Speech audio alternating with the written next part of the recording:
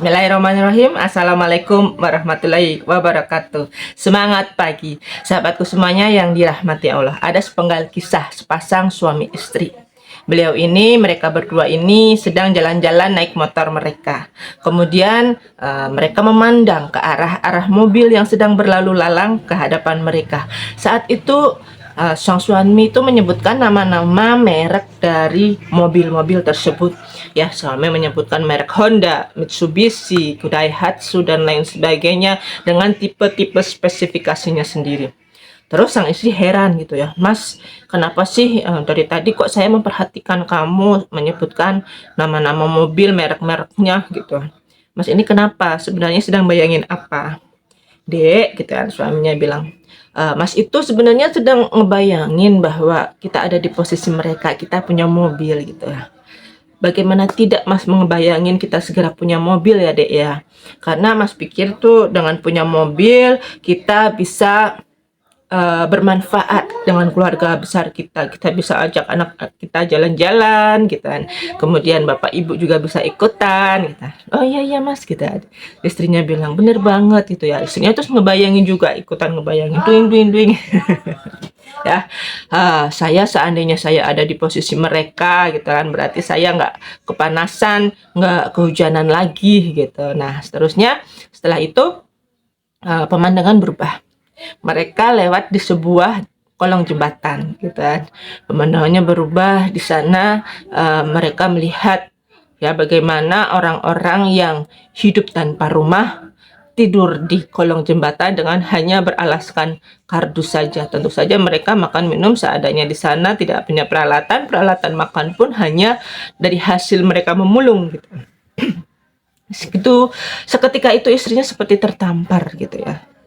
Ya Allah gitu ya.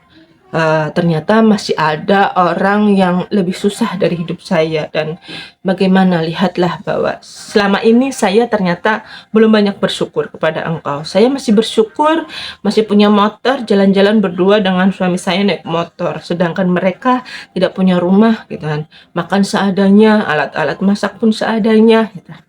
Nah demikianlah sahabat, sepenggal potret kehidupan kita. Kadang-kadang kita merasa hidup kita itu sempit banget gitu ya. Hidup kita merasa kekurangan gitu ya. Mungkin sahabat ada banyak hutang dan lain sebagainya gitu, kesulitan dalam kondisi ekonomi.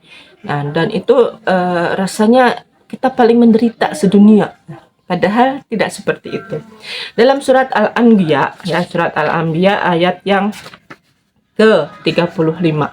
Allah itu berfirman bahwa kami akan menguji kamu dengan keburukan dan kebaikan sebagai cobaan, dan kamu akan dikembalikan hanya kepada kami.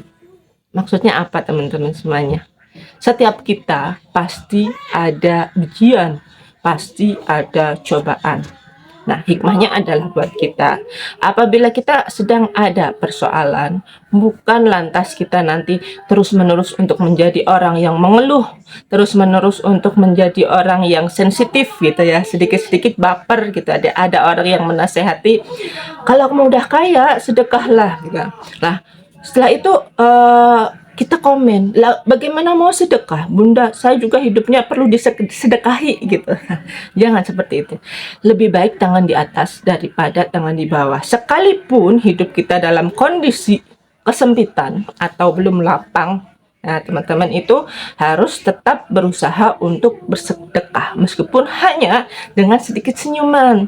Senyum adalah sebuah sedekah juga gitu. Jangan menunjukkan ya muka yang mengeluh, muka yang baper gitu ya. Kalau ada orang kaya atau temennya ini pasti sedang pamer gitu, nah jangan sedikit pun. Nah sebabnya pikiran perasaan kita itu sangat berpengaruh pada nasib kita.